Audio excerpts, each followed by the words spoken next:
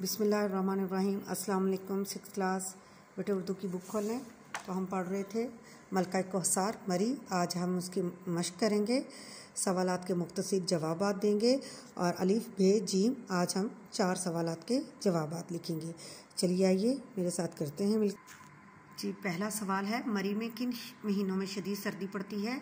जैसे कि हम रीडिंग में पढ़ चुके हैं, मरी में दिसंबर से मार्च तक शदीद सर्दी पड़ती है।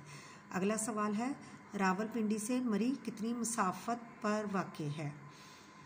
जवाब है, रावलपिंडी से मरी 1.5 घंटे की मुसाफत पर है। यहाँ पे बेटे मुसाफात लिखा है, लेकिन आपने मुसाफत फ़े को ते के साथ मिलाना है। पाकिस्तान के मुख्तलिफ इलाकों के लोग मरी का रुख कब करते हैं? जवाब है, शदीद गर्मी के मौसम में लोग मरी का रुख करते हैं।